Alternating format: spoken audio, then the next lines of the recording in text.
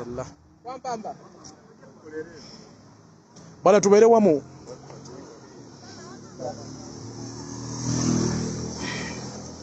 Okay. Abuteref omulungi ali kusama Uganda media. Bwetyo sharinga video buli atuuka nkubuulire embeera eriwo. Buli atuuka sharinga ate mbabuulire embeera eriwo.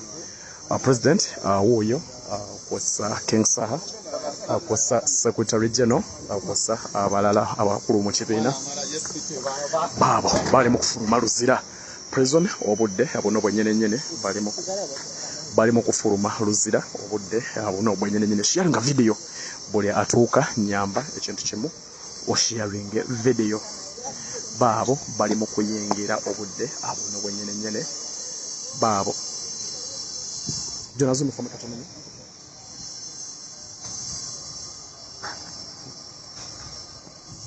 sharing a video President huyo ali mu kuvaluzira ayiwerekeddwa ko King Saha a Secretary General ko Sanero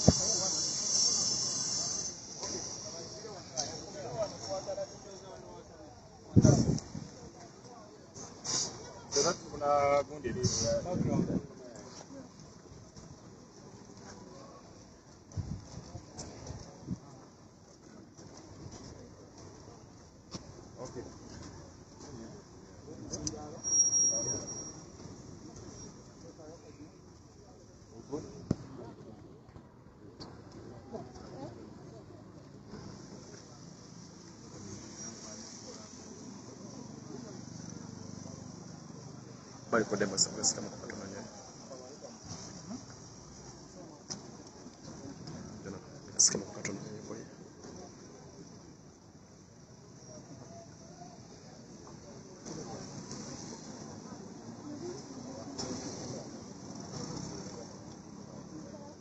Okay, thank you very much, ladies and gentlemen.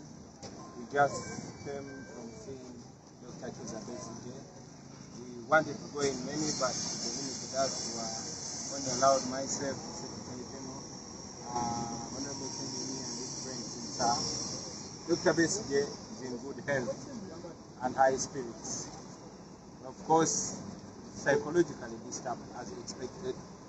The manner in which he was abducted and treated, he was picked by Ugandans, not in uniform but armed, from Kenya, bundled into a car, driven across the border illegally, briefly to Malaba, and then straight to Makinde. So officially, Dr. Abamawulire is not in Uganda. He's in Uganda illegally because he was brought from Kenya. He has told us that he wasn't tortured, although the psychological torture that comes with being bundled and squeezed in a car all the way from Nairobi to Malaba is still on him. And the nature of the bogus charges that were put on him, similar to what was done to me in Arua. Apparently, he is being charged for illegally having guns in Kenya. Two pistols in Kenya, not in Uganda, but is arrested by Ugandans and charged in Uganda court. All in all, we condemn this act. We think the Kenyan government should be ashamed of it. We are glad that they have so far, the Kenyan government has so far distanced itself from this act, but the fact that it was done on Kenyan soil, on Kenyan territory, we expect the Kenyan government to do more than talking.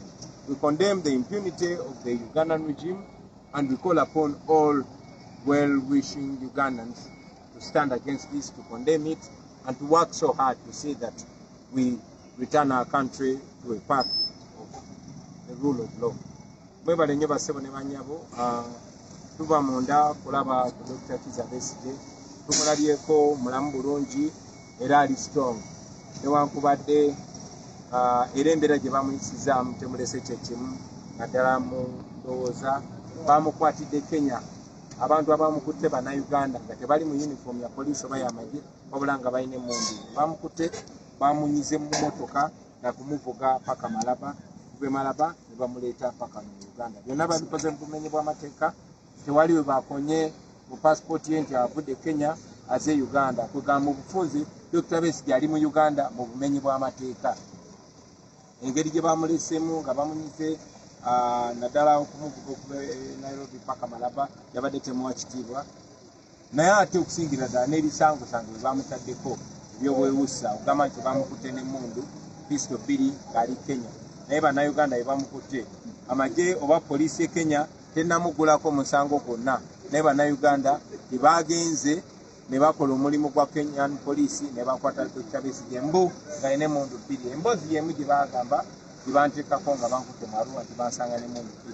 Tuvumirira ekikolwa kino era tusuubira nti gavumenti y'e Kenya ejja kukola okusinga okwogera obwogezi. Gavumenti y'e Kenya twasanyuse yavuddeyo neyeesamba yo teyabadde teyeenyigidde mu bumenyi bw'amateeka buno, naye okuba nti kyakoleddwa ettaka ly'e Kenya tusuubira nti gavumenti y'e Kenya erina okukola ekisinga okwogera.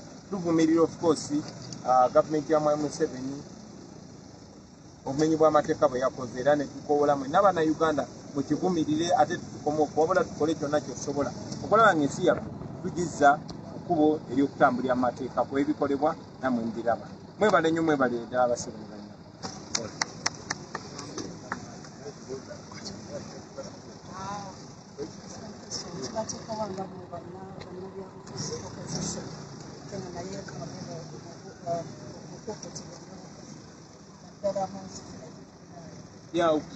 Okusingira ddala kikolwa kikyamu nnyo kya bumenyi bw'amateeka obuli ku levu ey'awaggulu.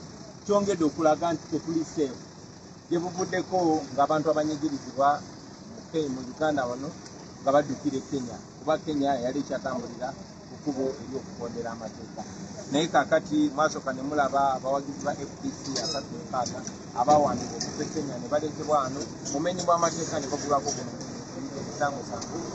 Naye ate okukikola omuntu ali ku levo ya Dr. Besigye kyongera otulaga tetuli seefu, ffenna tuli mu buzibu era tulina okulwana ennyo okulaba ng'ensi yaffe eterera kuba leero kiridde Dr. Besigye tekisobola okutuuka ku muntu n'amasannyalaze tulanga nina abantu bangi olubadde mu Luganda. The fact that this is not the first time. We remember 36 members of the FDC were abducted from Kenya and illegally brought back to Uganda and charged. Now this has not happened to an ordinary person. It has happened to a very respectable opposition leader. It goes further to show us that Kenya is no longer a safe haven. We used to look at Kenya as a safe haven for residents in Uganda, especially that it had a certain degree of respecting the law.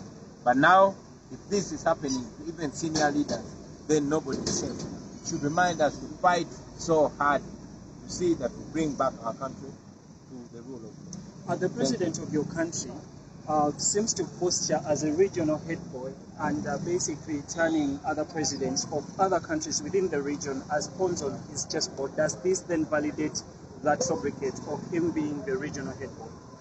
Yeah, this should speak to all of us. And I'm glad Kenyans have always stood with us. It's not the Kenyan people that did it. It is the negligence or complacency of the Kenyan government. And according to Dr. Besigye, even if Uganda is speaking, but there were Kenyans also involved in that gross action. So this should speak to us, not as Ugandans, and not only as Kenyans, but as East Africans. We have to put an end to this. I warned the Kenyans a few months ago and told them that they are not far from this impunity. If they allow that nonsense to happen, it will continue, and sooner than later, we all want to be free. So let's unite and fight impunity and fight dictatorship. Dictatorship can only spill across borders like it is threatening to spill into Kenya. We must fight and defeat it together.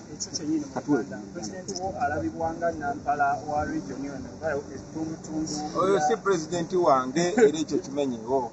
Mwami Museveni nakyemalira we Uganda yefudde naggwano agezaako okwekula yakulembera ensi zino zonna. Ekyo nno kituleetedde ebizibu emirundi mingi ne Rwanda yali egaddeko ne booda yaffe olw'empisa za Museveni.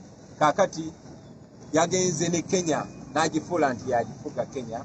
Ekyo nno kyongedde okuswaza Kenya naye kyongere okutulaga ffenna nti obwannakyemalira buba mu nsi emu kyangu nnyo okubuna ne bugenda ne mu nsi endala era tulina okwegatta ne tubulwanyisa ffenna naye temufaayo tujja birwanyisa tugenda biwangula ne Museveni tujja mujja.